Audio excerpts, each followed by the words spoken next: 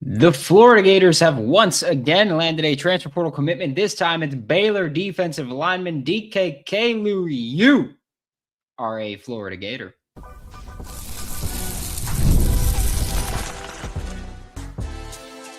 You are Locked On Gators, your daily podcast on the Florida Gators. Part of the Locked On Podcast Network, your team every day. Hello and welcome back to another episode of Locked On Gators, another live episode of Locked On Gators, part of the Locked On Podcast Network, your team every day. Thanks for making Locked On Gators your first listen of the day every day. We are available daily and free in the podcast and on YouTube. I am Brandon Olsen, lifelong Florida Gators fan, the host of Locked On Gators that's going to be here for every single commit that we possibly can be, which is hopefully every single commit. Baylor defensive lineman DK Kalu has committed to the Florida Gators. And I know. We get to be mad and throw fits because it's a guy that most people don't recognize his name, and that means that he's bad at football, right? That's how that works? No. Florida Gators added a trench football player, and here's the thing. I want to make this abundantly clear. Regardless of what I think about him, regardless of what you think about him, we're good with it. Gerald Chapman has the pass. He could take any player he wants, and I will shut the hell up regardless of my opinion. I will say that DK Kalu is someone that I view as a – I also apologize if I'm mispronouncing his name. I don't know if it's Kalu, but is committed to the Florida Gators, and I'm good with it. Again, he's someone that I've said, if you're part of – by the way, I want to make this clear. If you're part of the insider program, which is joinsubtext.com/LockedOnGators, then you've gotten my opinion on most of the targets that Florida has targeted in the transfer portal so far. If you're not, then obviously you haven't seen all of the opinions that I have. If you're part of the Everydayers Club, which I'll put the link in the description below, or in the chat. So go ahead. You could join that if you want and get more opinions, get more evaluations of players.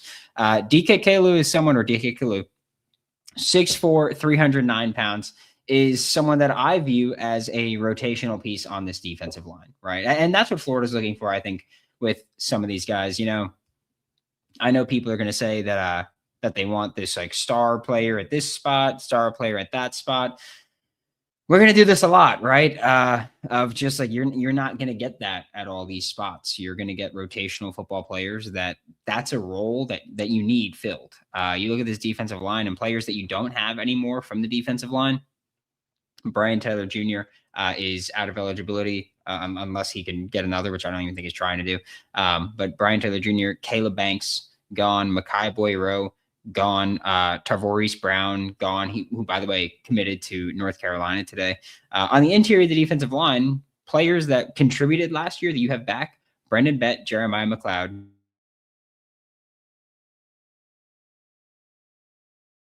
On the defensive line, of guys that actually played last year. And so DK Kalu is going to come in right away and contribute right away, be a rotational player on this defensive line. I believe that he could play both spots on the interior, more of the nose tackle. And I often say nose tackle or three tech. And when I say three tech, I'm mostly just talking about what a lot of people talk about with like, that's thought of as the pass rusher type, right? Like the Caleb Banks, like he's not the nose tackle. Even though he's not necessarily always the three tech because that's the positional alignment on the field. But DK Kalu is someone that can play both and has played both. Like there have been games where he's almost exclusively played nose tackle, and there have been games where he's almost exclusively played a three tech spot. So he's played both spots at Baylor. He started basically half the season, rotated in on the other games, but he's someone that should come in and contribute right away as a rotational piece. That is where I like him, right? And again, a couple caveats to this. First off, again, Gerald Chapman for me has my opinion doesn't really matter here. If Gerald Chapman sees a football player on the defensive line and says, I can work with that, I can develop that, he can contribute for me right away, then go ahead and get that football player. It's as simple as that for me on the defensive line. If Gerald Chapman sees him, wants him, thinks he can contribute, then hell yeah, go ahead, get him. That's it. That's all that matters to me. And so there's that on the defensive line. That's one. Two, this is a rotational player in my, like, as a rotational player, similar to Bailey Stockton. If you're talking about him rotating, I'm good with it. I'm happy with it. I think that that's what he should be. Like, he's the kind of player where I look and I say, all right, that's a rotational piece. That's quality. He's got experience, right? He played almost 300 snaps this year. Not much of a pass rusher. I'll say that. Not much of a pass rusher, but he's got experience playing power 4 football. Can come in and be a rotational piece. I don't expect him to start. I don't. I still expect the 4 players that I named before, I expect to play more. Simple as that, right? Brendan Bett, probably going to be a starter. Jeremiah McLeod, going to be backing him up. Okay. Jamari Lyons, maybe starter. Joseph Mbachu, maybe starter. Like, I think there will be a competition there. I think that also you should go in and, continue going to the portal, maybe go for some starter quality players in the portal, but bringing in a rotational player to fill a rotational role, that's good. Like, I'm just trying to make it clear where I feel like people are going to say that I'm just going like, oh, every addition's good. No, I think that the role he's being brought in to play is to be a rotational player. He's got 2 years of eligibility remaining, by the way. So I think that the role he's being brought in to play is that of a rotational player, and maybe in 2027 compete for a legitimate starting spot. That's good with me. If you were bringing him in right now and saying, hey, this is our starting defensive lineman, I'm way more skeptical, right? Again, I'll say, like, Gerald Chapman gets whoever you want to bring, you bring him in, and that's good with me. I'll still be skeptical or excited about players. If you're bringing DK Kalu in to be a starter, I'm skeptical. If you're bringing him in to be a rotational piece or depth, I'm good with it. That's it. And so that's kind of where I stand on DK Kalu coming in. Florida finally making some moves in the transfer portal. I know it took a little bit to get off the ground, and I know that there were quite a few fans that were getting a bit antsy. But now you've got your second player from Baylor, so there's that. And that's the only part of the team that I would touch is the defensive side of the ball for Baylor there. The DK Kalu coming in and going to rotate. Good with me. Like that's what he should be doing. I want to make that, like, he should be rotating. That's good with me. Not entirely enamored with his film if we're talking about playing a significant role on this team. And by significant role, I mean, playing 40 snaps a game. Not happy with that. But getting a rotational piece, that's good. And I can't express how much this is just a different approach to the transfer portal than Florida Gators fans are used to. I think a lot of Florida Gators fans, myself included, had gotten used to we're using the transfer portal to pretty much only get guys to fill starting roles. We're using high school to elevate our depth and rotation, and then using the portal to get whatever starting spots we need. And that's how Florida tried to approach the portal under Billy Napier. Try to bargain shop for starting quality players. And that's it. And I think a lot of Florida Gators fans, because of that, think, oh, every player that Florida's bringing in, we're expecting to start. Okay. That's not how it works anymore under John Summerall. He's going to use the portal to bring in depth guys that aren't going to play much at all. He's going to use the portal to bring in rotational guys that are going to play rotational roles, 20, 30 snaps a game. And maybe in the future start like because that's also a thing. The guys that they brought in for a starting role, or the guy they brought in for a starting role, is DJ Coleman. He has 1 year of eligibility left. The guys they brought in to play rotational roles, DK Kalu, Bailey Stockton, have 2 years of eligibility. Year 1 is not supposed to be your starting year. Okay. Hate to be negative, but we're looking at a roster full of rotational players. Why do you say that? Because they've added 3 players in the transfer portal so far, and 2 of them have been rotational. You're not looking at a roster yet. You don't know what it's going to look like right now. They're still trying to retain some players. They're still going into the portal to add more players. You've got the high school kids that are going to be coming in. Like you're not looking at a roster of rotational players. You're looking at an incomplete roster right now. You could have added the best defensive lineman in the portal right now, and you're still looking at an incomplete roster because they're not done. And again, I'm saying this now to say, if they're brought in for rotational roles, which these guys are being brought in for rotational roles, then I'm happy with it.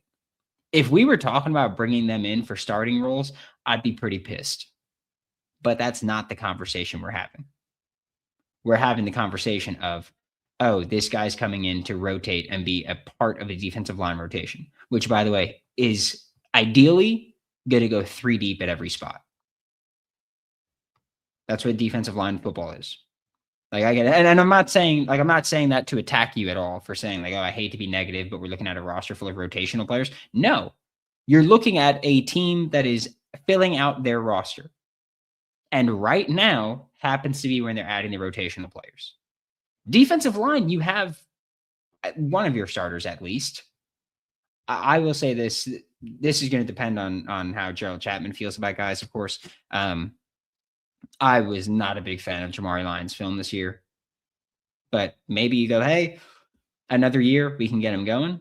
Or maybe you say, hey, Brendan Bed, or actually, you could also say, hey, we're going to have less of a traditional, just space-eating nose tackle here. We're going to have guys that can play multiple roles and play positionally and situationally what we have there. You could take that approach. I still think you should add a starting defensive lineman in the portal, right? But again, like you need experience, you need depth, you need rotational pieces, you need starters at some spots. Like I know this thing with the portal of going, every player we add, I want to be a superstar. That's not football. That's not how it works. And that's not how John Summerall is going to build this roster. That's also the important part that I want Florida fans to acknowledge and get used to, is that you're probably going to see the biggest transfer portal class we've ever seen Florida take because it's being used to actually build the roster and not just supplement, right? Like that was Billy Napier's thing was, hey, we're going to have the high school recruiting class. We're going to develop our guys. That's going to be our plan. Which, by the way, we've always talked about so far was, okay, we'll talk about that when we get back from the break. But like what we always talked about with Napier was, hey, we're going to use our high school recruiting class to develop them. And what we always spoke about was you've got to win enough games to be here to develop them. And then you actually have to develop them. John Summerall is taking a different approach of like, this is how we're building our roster through the portal right now. Because that's what he knows. That's what he's done. That's what he's been used to. We'll talk more about that. We'll talk about the chat when we get back with Locked On Gators.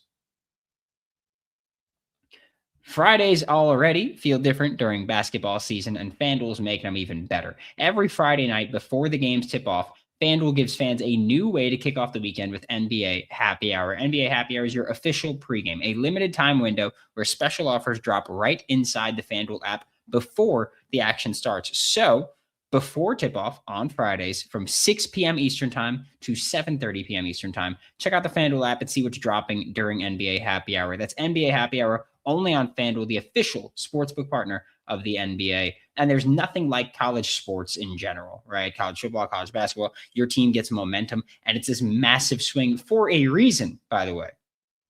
That's what makes college sports so awesome. The atmosphere, the environment, the fans. It's incredible. It's really hard to get tickets, though, now. They're really expensive. There's fees that jump up at checkout. There's price gouging. That's why Gametime gives the advantage back to fans. It's the easiest way to unlock amazing college football tickets and experiences in just a few taps. Take the guesswork out of buying college football tickets, college basketball tickets with Gametime. Download the Gametime app, create an account, and should Locked On College for $20 off your first purchase. Terms apply. Again, that's code LOCKEDONCOLLEGE for $20 off. Download the Gametime app today.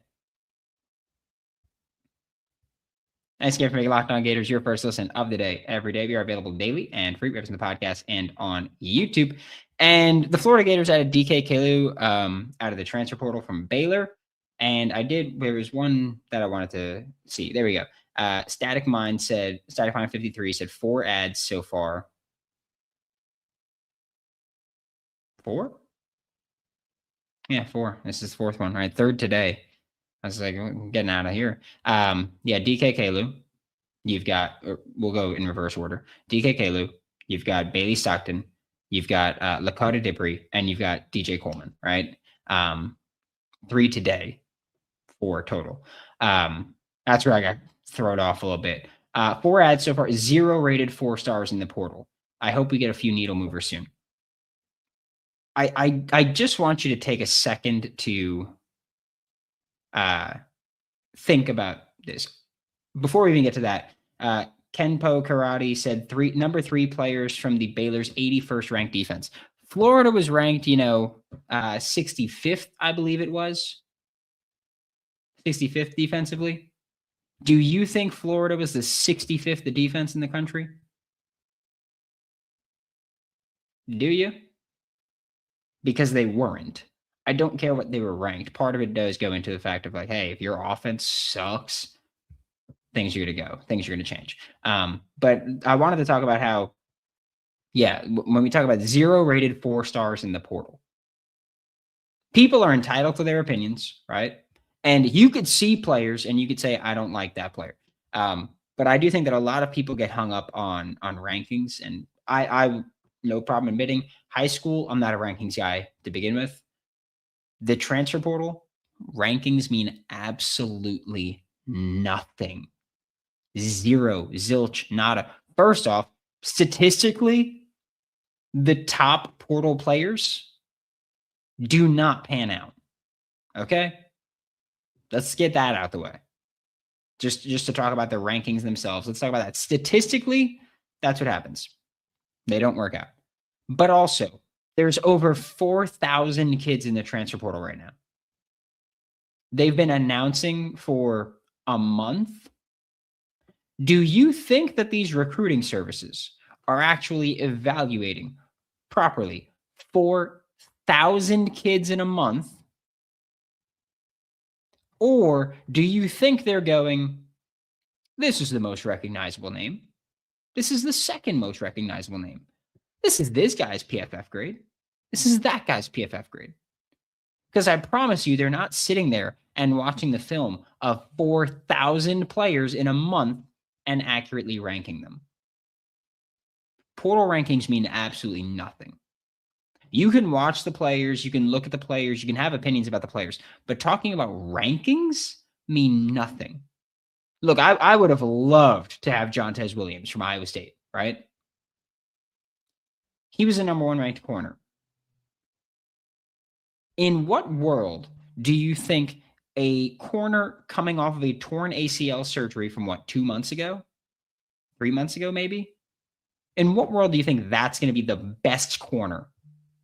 Because that knee injury is going to play a part, at least in your ranking.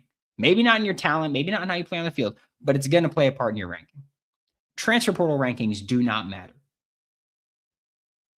In fact, I'll use an example that I think a lot of people here will probably like, right? And that is, okay, first off, also, if we want 3 stars, give me some former high-rated player like John Walker at defensive tackle. John Walker wants to be one of the highest-paid defensive tackles in the portal. You want him? Go get him. Foot the bill. Foot the bill. Yeah, I'll wait. Pay for him. Get him. Take your time. Don't worry about it. You got it. Easy money, right? You got that one nailed down. All right. Go ahead. That's how it works. Go get him. But if you want to talk about why portal rankings don't matter, for what a lot of Florida Gators fans, like, we've heard it for years now. Florida Gators fans, you hate Hayden Hansen, right? You think he's awful. Sure, he just went to be starting tight end on a college football playoff team in the SEC. Sure. But you hate him. He was the 4th ranked tight end in the portal? Do you think that he would have been the 4th ranked tight end in the portal? Like, do you think he should have been that high? I'm going to assume most people are going to say no. Do you need any more help to dispute these portal rankings that don't make sense and are purely nonsensical and purely for clicks, purely for engagement? No? Okay, then. Good. Glad we got that established. Why can't we go after both types of players in the portal, starters and backup rotational players? We have never went after a top transfer portal guy, frustrating as hell. What do you mean by top transfer portal guy? Because if you're talking about rankings, you went after the number 1 corner ranked. You went after the number 2 tight end ranked. Both of them took visits before you and never left those visits. But you went after the top-ranked guys at those spots. Had Eric Singleton entered the transfer portal, he would have been one of the top-ranked players in the transfer portal, one of the top-ranked receivers in the transfer portal. You would have gone after him heavily, and in fact, you were viewed as the favorite to go after him. So I'm just curious with this, like, why can't we go after this? You're going after starter quality players. You're just landing the rotational players now. That's it. Like, you don't need to go, oh, the guy that we get early in the cycle, that's the best player we're getting at that position. That's not how it works. It's just not. But again, go ahead. If you want John Walker, go get him. Go get him. Go pay for him. Go ahead. I'll wait. I'll sit my ass right here while you go get the money for him. Take your time. Go get a loan. Go crowdfund. Because that's also part of what goes into this. I want to make that clear too. And I'm not trying to say like, oh, Florida's making the great value decisions, like they're doing the great things. Why the F are we going live for the 705th guy in the portal? We used to be a proper program, now we're poor. Adam, welcome to the show. Portal rankings don't matter. There's 4,000 kids that entered the portal in the past month. You think they're properly watching film, evaluating, and ranking these kids? I got a beach house to sell you in Wyoming. Go ahead. Come on. Give me your money. Nonsense. Use your noggin. Okay? Use your noggin. Ryan Tupper brings up a great point. Triquez Bridges, Chim DK, both great examples of non-4-star transfer players for the Gators. Now they're in the NFL, and DK was the best return man in the country. Chim DK just set NFL records. He had 11 tackles at Baylor. Buddy, Adam, he's an interior defensive lineman. They don't get tackles. Stellar Tater said, did GTQB commit to Florida yet? No. But like, yeah, he's a defensive line, interior defensive lineman. They don't get tackles like that. Hey, Brandon, at least I went to UF, buddy. But you're not using that education, buddy. Caleb Banks had 21 tackles in 2024, and everybody was hyping him up as a first-round pick. Ooh, 10 more tackles, right? If tackle numbers matter. Tackle numbers don't matter at a single position. Just want to make that clear. If you've got 85 tackles, but they're 20 yards downfield, 15 yards downfield, 12 yards downfield, 8 yards downfield, what's it matter? Right? Doesn't matter. Tackle numbers are completely useless, nonsensical. Right? But I'm glad you went to UF. Good job. Maybe use that education a little bit. Again, use your noggin. As a Gator alum, I'm embarrassed to be associated with Adam. Yeah, it's tough. It's tough. Guys don't want to use their brains. People don't want to use their brains now. That's just how it works. 10 more tackles and how many snaps in the Baylor guy? Oh, that's also a good point, right? That's also a good point. Rolling with Carlos said, your point. I went to UFC. What's up, Carlos? How you doing, buddy? But yeah, like, look, I don't care where you went to school. If you can't make a good point, you can't make a good point, right? Banks played 160 more snaps, 150 more snaps, and he had 10 more tackles. So there's that. Since we're counting defensive tackle numbers. Oh, I'm honestly, Adam, I'm gonna be real with you. I'm embarrassed for you to have a take like that come out of my brain. Oh my God, I'd be embarrassed. I'd delete every app I have. That shit. Oof. To go, oh, tackle numbers matter. That's brutal. DK Kalu is going to come in and rotate, and that's what he's going to be. And he's a guy that can play both defensive tackle spots in this defense. He's going to be coached by Gerald Chapman. And again, the most important thing about this recruitment is that it doesn't matter how you feel. It doesn't matter how I feel, right? You don't live in the internet, buddy, but you're in the comment section here crying. It's funny. But the most important thing talking about defensive tackle here or defensive lineman is that Gerald Chapman is one of the better defensive line coaches in the country. And he earns the does not matter what I think, does not matter what you think. Our opinions don't matter. If there's a defensive player or a defensive lineman that Gerald Chapman looks at and says, I can make that work. I can get production from that in the SEC. I can do that in the SEC. Good with it. Good with it. I guess Florida's broke, can't afford a top player. Maybe we're recruiting for an American Conference schedule. Oh, man, yeah, that's embarrassing takes all around. Tony, that's not a good one. That's not a good one. Again, like I've said, like interior defensive linemen or defensive linemen in general and offensive linemen in general are typically getting paid way more than justified in the portal. If you're keeping those guys from high school or you're keeping them on your roster, you're getting them at essentially a bargain for what you would get from that same production in the portal. Guys are actively getting overpaid at those two spots. At those two spots, guys are getting overpaid by teams, and teams know it, right? Like teams know it, but you got to get it. Rankings are beside the point. Fans want to see Florida at least try to get the best players out there. Again, go watch all the defensive tackles. Tell me where you rank DK Kalu. Okay. Honestly, I don't know where I'd rank him. I just watched his film and have my opinion of him, and I think he's a rotational quality player. And that's what he's like. You don't need the top player at every position in the portal. You don't. Yeah, Ryan, I don't know. I don't know what it is with bad takes today. We are usually better in this chat. We have higher standards here.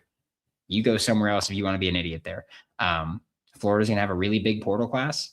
Some of them are going to be rotational players. Some are going to be depth. Some are going to be starters. Brandon Sorsby getting $5 million. Yeah, I don't. Texas Tech just throws money at players just because they can at this point. Thanks for making Locked On Gators your first listen of the day every day. We are available daily and free webs in the podcast and on YouTube. We'll be back hopefully later on today if there's another commitment, which I'm hoping we will get another today. That'd be a damn good time, right? Have some fun. If not, we'll be back tomorrow morning at the absolute latest 3 a.m. Eastern time on audio, 8 a.m. Eastern time on video. So if you want the audio earlier, go get the audio earlier. We'll be talking transfer portal. We're talking everything. We also, by the way, we'll be going live tomorrow immediately after Florida hopefully beats Georgia in basketball. DK Kalu, you're a Florida Gator. Florida Gators now have 4 transfer portal commits after what seemed like a slow start because for 2 days there were none. But Florida Gators got better again. You're filling out your rotation. You're filling out the rotation. Not every player you get is going to be a starter. For Locked On Gators, I'm Brandon Olsen. Don't forget to follow me on Twitter, WNS_Brandon. Find all my written work with New York Giants on SI and swampsignal.substack.com. And I'll see you all next time.